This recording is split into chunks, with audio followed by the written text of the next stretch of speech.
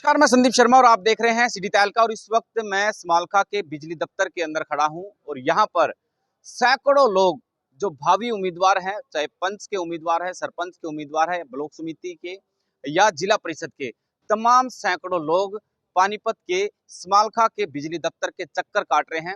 दिक्कत ये आ रही है कि एनओसी जो बिजली विभाग से चाहिए उस पर जो अनियमितताएं हैं, जो उस पर कार्रवाई है, जो बिजली विभाग के कर्मचारी जिस तरह से उनको तेजी से काम करना चाहिए वो नहीं किए जा रहे।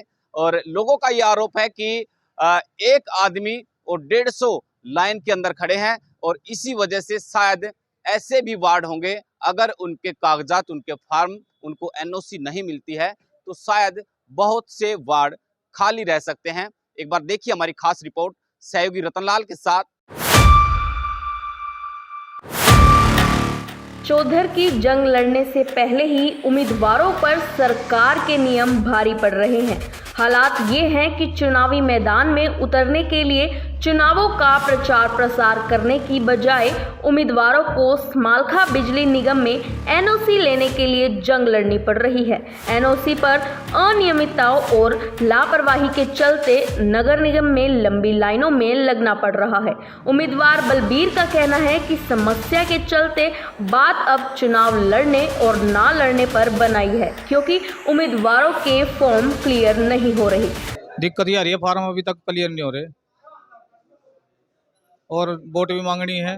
जब तक ये काम नहीं होगा क्लियर, कैसे वोट मिलेगी यहाँ। साथ ही वार्ड नंबर 23 से ब्लॉक समिति के लिए उम्मीदवार साब सिंह का कहना है कि 3 दिन बीत चुके हैं और जिस प्रकार की एनओसी सरकार ने लागू की है, आने वाले 3 दिनों तक भी काम पूरा होने की कोई आशा नहीं है।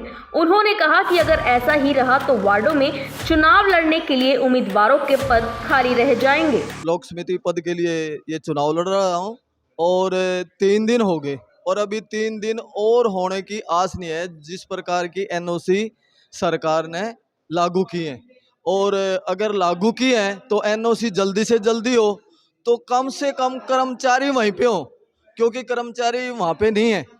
और कर्मचारी को एक बार बोलते हैं गांव जाओ, एक बार लाइनमैन के पास जाओ, एक बार गांव में, अलग अलग गांव में 20 किलोमीटर गांव की दूरी है, वो लाइनमैन से अगर वहाँ करा के लाए गए इतने उठ के वो चले जाते हैं। अगर उन पे फ़ोन पे बात करें तो वो फ़ोन पे बदतमीजी से बोलते हैं।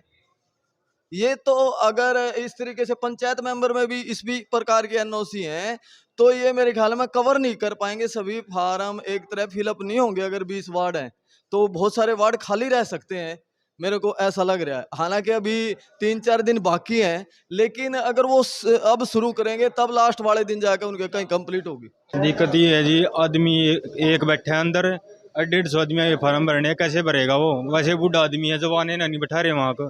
दिक्कत तो यहाँ पे आ रही है कि सुबह से परेशान है, मतलब सुचारू रूप से काम नहीं चल रहा है। जल्दी जल्दी जब जो चीज़ें 3 जगह वेरीफाई होके आती है तो चौथी जगह वो तो बस खाली मोहर के बाद अटक जाती है। ये परेशानी आ रही है ना, सुबह से भीड़ में बैठे हैं लोग। हाँ, चुनाव के लिए नामांकन करना। यहाँ दिक्कत आ रही है, लाइन लग रही है, कोई सुनवाई नहीं हो रही यहाँ पर जी। आज ये मजबूरी है, क्या करें जी, कभी यहाँ भेज दो, कभी यहाँ भेज दो, एक जगह काम नहीं हो रहे। ब्यूरो रिपोर्ट सिटी तहलका। किसने कितना काम किया, किसने किया विकास, क्या है गांव के मौजूदा हालात, ग्रामीण किसे देंगे अपना वोट, नाम पर या काम पर? पूछेंगे हम, बताएंगे आप। ये खास कार्यक्रम पंचायती सरकार।